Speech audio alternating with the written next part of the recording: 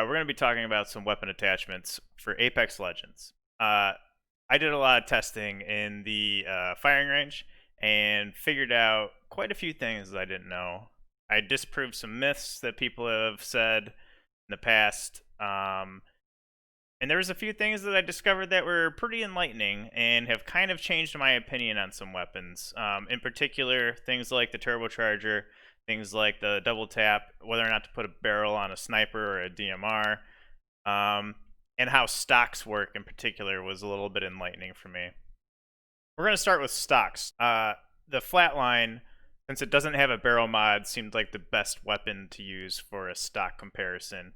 We're going to be looking at a Flatline with a stock and R99 without a stock, how those weapons swap. We're going to switch the stock to the R99 and the Flatline not having one, see how that works. We're also going to look at recoil, if the stock is affecting recoil, and timing both the swap time between each, both with the purple stock, one without, and then both without.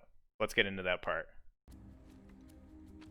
So here we are on the firing range with the Flatline and a purple stock.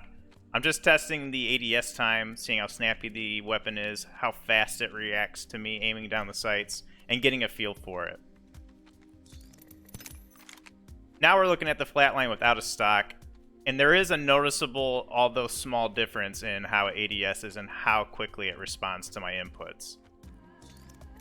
The description says it has fast handling and large aim drift reduction. The aim drift is essentially when you're zoomed in, how much the weapon sways in your hands. But it's so small that I didn't feel like including it. Swap times between two purple stocks on a Flatline and an R99 were about the same at 0.71 to 0.73 seconds consistently. Taking both of the stocks off, swapping was about 0.93 seconds for both weapons. So there is a big difference in swapping weapons. And you can see they don't reset at about the same time.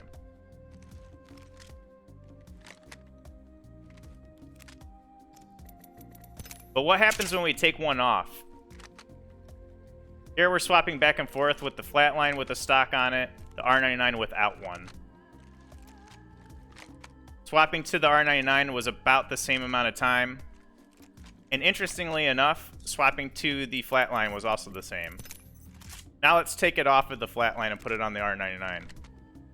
If you look closely, you can see that the Flatline is resetting a little bit slower, but the R99 feels snappier despite the times being a little bit longer. I don't know why this was. It didn't feel consistent, but the times don't lie, and I timed this multiple times. So just to reiterate, stocks do affect how a weapon is brought back up. When you swap between two weapons, the stock will affect when it resets, when it doesn't. Even though my test was a little inconclusive as to how it affects one weapon with a stock and one weapon without, there is a difference in the time that it takes for it to reset and come back up fully and come to a stop. One common myth and misconception about the stock is that it affects recoil. And during this test with the Flatline and a purple stock, there was no noticeable difference at all with regard to ADS recoil.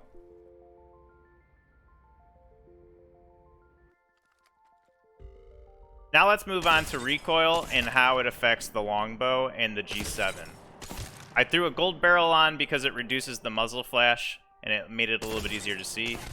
Here we're just testing. I aim down sights at a dummy's head, and then I pull the trigger, and then I pull the trigger again as fast as the gun will allow me to fire. Zoomed in with an 8x scope at distance, it was extremely consistent. Taking the barrel off did not seem to affect recoil in the slightest, and I think the reason why is because the shooting time is literally as fast as it possibly can be before the weapon is ready to fire again. So I would shoot, and the fastest time that I could shoot again, the recoil was already reset and my scope was centered back onto my target. Moving on to the G7 with double tap was pretty interesting. I was able, with a barrel modification, to two-tap a dummy from about 55 meters consistently with the barrel. However, when I swapped the barrel out and I tapped the G7 trigger at the same fire rate, I would occasionally receive a miss on the second shot. This led me to believe that on the G7, not the Longbow, recoil is affected by the barrel mod. So using a G7 with a barrel modification, especially when using double tap, seems to be a good idea.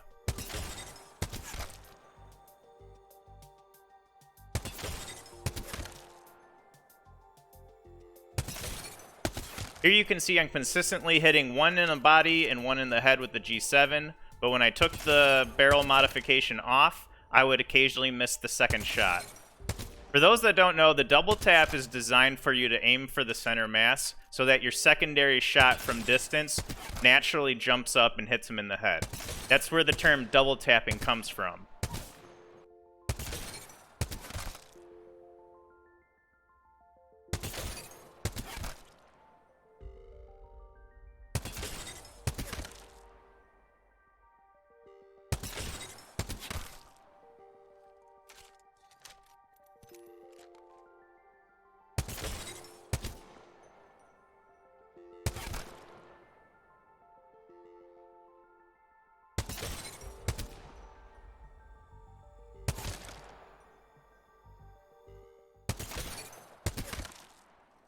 Alright guys, just to summarize, the Longbow, the fire rate is too slow to be affected by barrel mods. The G7 with double tap, it is, especially when you're trying to fire as fast as the weapon can. Having a purple or a gold barrel is substantially more accurate and efficient than not having one at all. So if you find yourself with a Longbow and an R99 and you have a purple barrel for only one, it's obvious to put it on the R99. Now let's do a recoil spray pattern test with the G7 and see how it's affected by a barrel.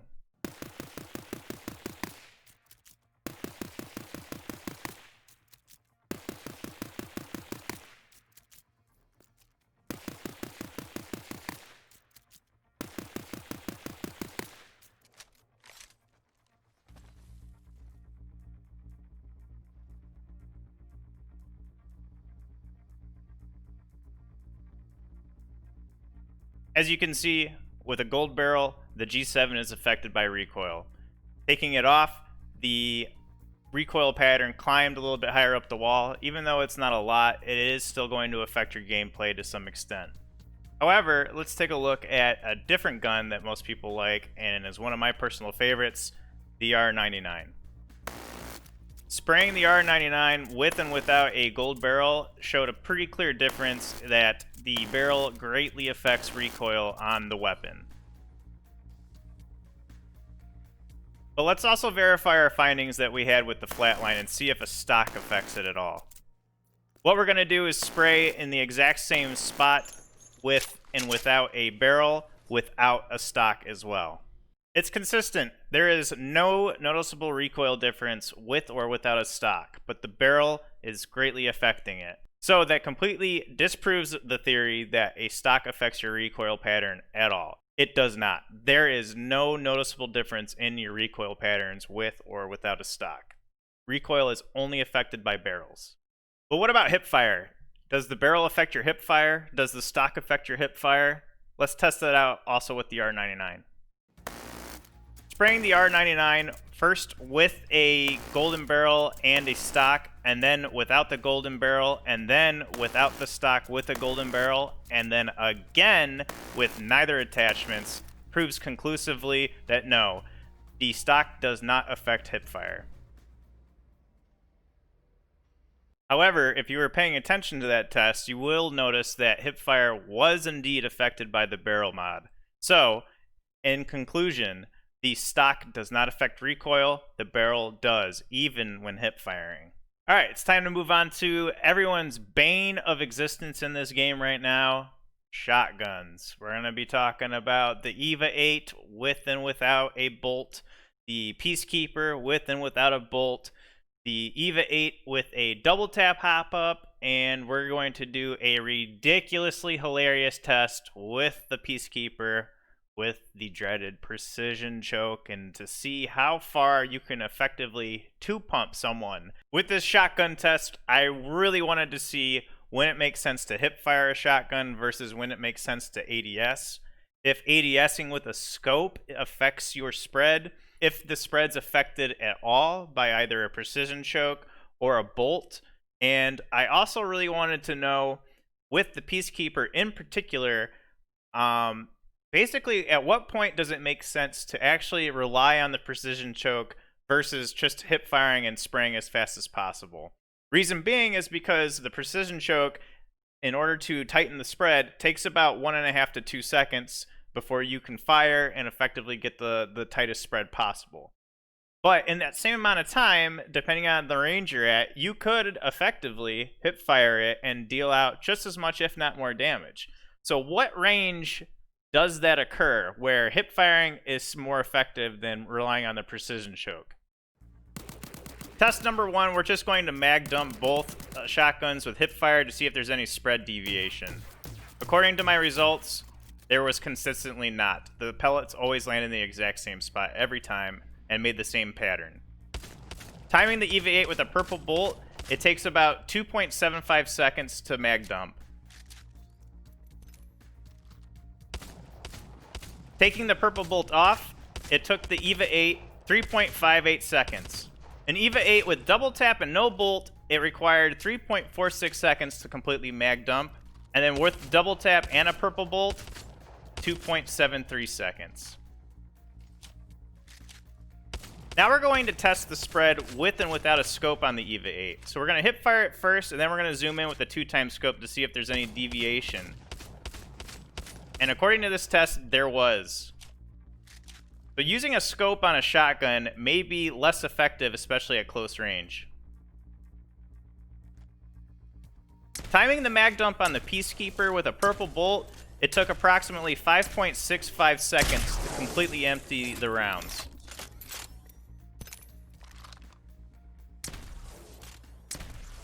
A Peacekeeper without a bolt will take approximately 6.46 seconds.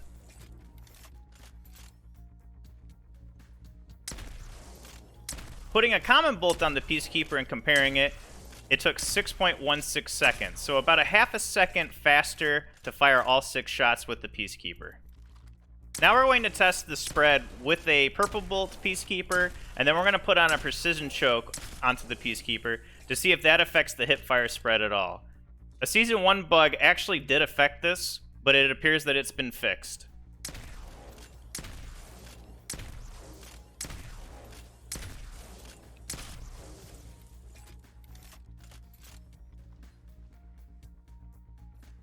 Now we're going to test the effective range of using a precision choke and allowing it to charge versus just hip firing to kill your target.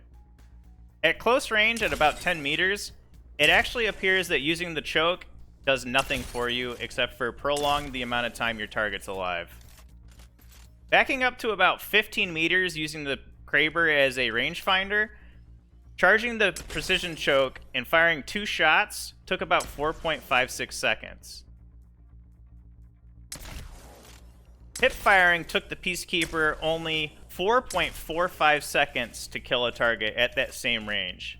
So 15 meters seems to be the maximum effective range that you should use a choke to kill your targets. Anything further, I recommend using the choke.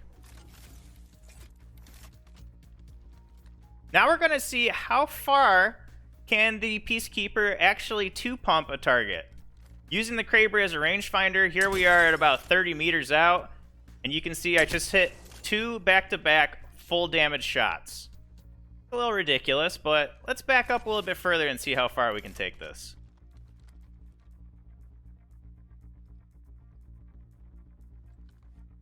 Here we are at 35 meters according to the Kraber, 113, and then a 90 to finish off the target. Now we're going to back up to what most would consider sniper or long range.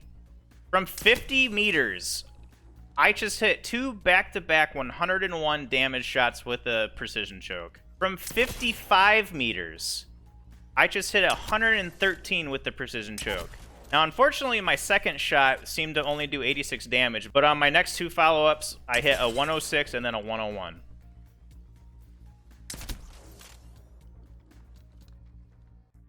And now for the grand finale, 65 meters out, easily sniper range. We're going to let the precision choke do its job. Laughable. 101 damage in 2 shots.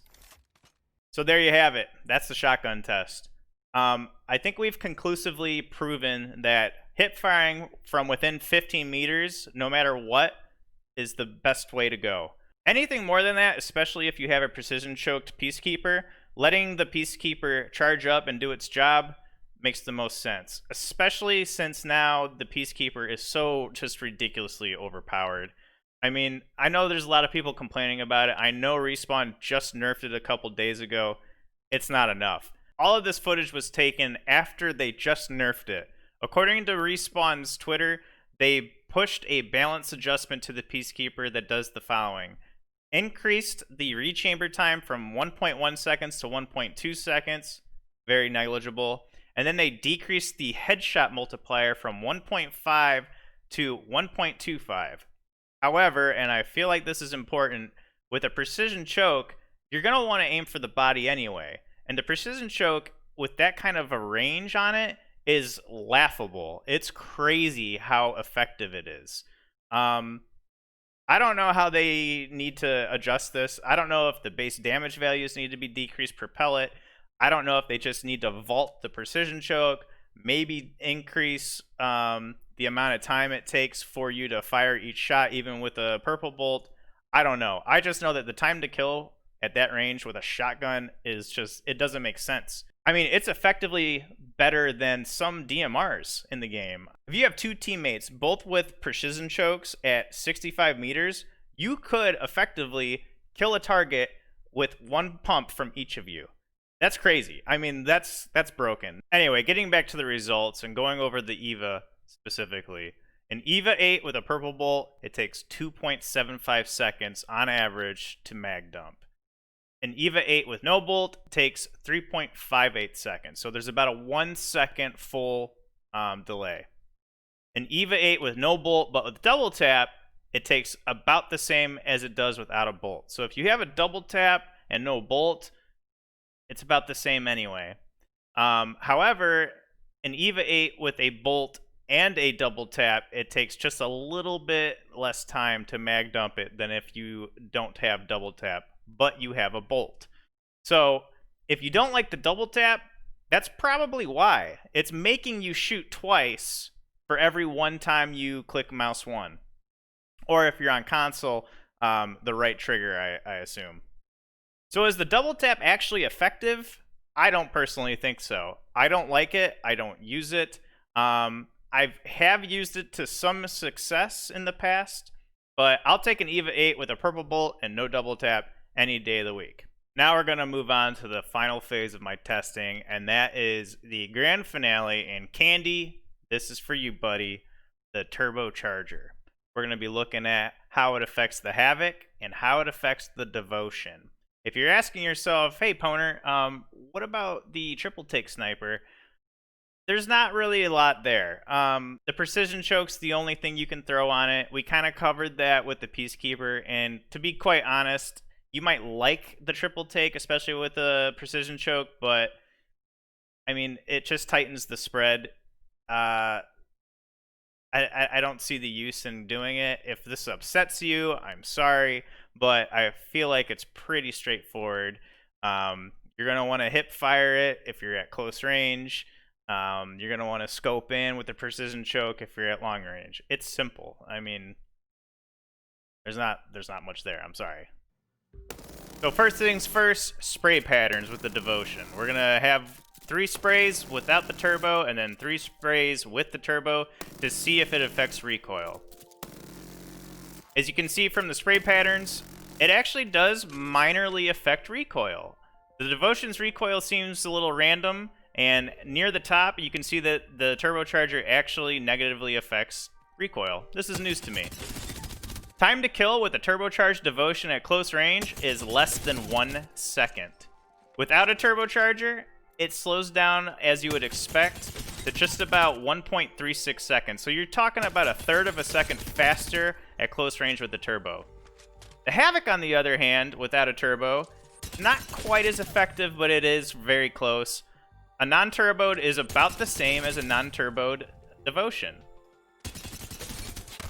However, a turbocharged Havoc kills the target in about 1.05 seconds, so a little bit behind the Devotion. But here's where things get really interesting with the turbocharged Havoc.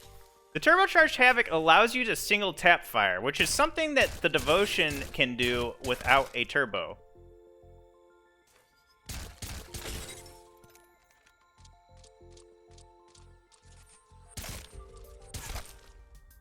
So testing the spray pattern with the turboed Havoc, the recoil was actually surprisingly really straightforward. It just jumps straight up. Also, a common misconception about turbochargers is that it actually increases fire rate. It does not. It only increases the amount of time it takes for it to reach its full fire rate potential. This is proven by mag dumping the Devotion or the Havoc with a turbocharger and without. Also surprisingly about the Havoc is that the turbo doesn't affect recoil at all, but it does on the Devotion. Why that is, I'm not quite sure. So just to summarize the difference between a turbocharged Havoc and a turbocharged Devotion, the Havoc actually seems to come more alive than the Devotion does with the turbo. And that kind of blew my mind because I've always been of the opinion that a turbo Devotion, a fully kitted Devotion if you will, is completely better in every way than a completely kitted Havoc. Now I'm not so sure. Now I am of the opinion that a turbocharged Havoc is better than a Devotion. However, and this is the important part, the Havoc doesn't have a barrel mod, but as you can see from the recoil test, it doesn't really need it. And I honestly think that if a Havoc had a barrel mod, it would be way better than a Devotion. So I feel like that's where the two guns really come to play with each other, is an unkitted Havoc early game is, in my opinion, not quite as good as an unkitted Devotion early game. A Devotion seems to be one of those, you should have it for the early game, and then if you find a turbocharger, the data says, go with the Havoc. And that was what really shocked me. But I am willing to admit this to Candy. Is Candy willing to come to a middle ground with me? Probably not. He's not. He's not one with the truth, you know what I'm saying, guys? I'm just kidding. Alright, guys, that wraps up the video. I hope it's been informative. I hope you've learned something new. Just to really quickly summarize, stocks do not affect recoil, only barrel attachments do. Hip fire spread is affected by your barrel mod, but not your stock. Stocks allow you to swap weapons faster, and it affects the sway in your weapon when you're ADSing. Even though we didn't show it, it's minor. You don't have to worry about it. Just use a stock already, alright? Stop being weird. We also learned that the Longbow is unaffected by the barrel because of the fire rate. The G7, on the other hand, because you can fire it much faster, is affected by the barrel. We also learned that within 15 meters, you should only hip fire shotguns. And the double tap hop up is, in my opinion, kind of garbo. You probably want to avoid using it.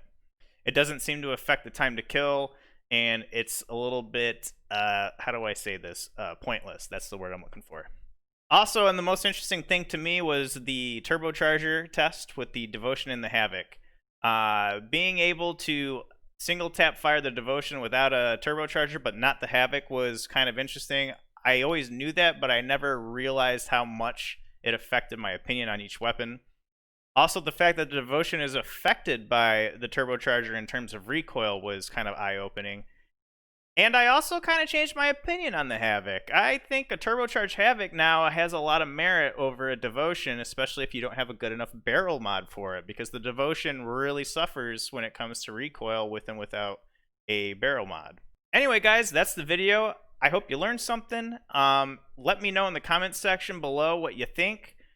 If I changed anyone's mind, if I kind of made you think of shotguns differently, if I kind of made you think about how your attachments are affecting your gameplay, feel free to let me know. I love feedback. I do read comments. I read comments on other people's videos all the time. I think it's interesting. I like hearing what everyone's got to say. So yeah, I'll get back to you if I can. Yeah, thanks for watching.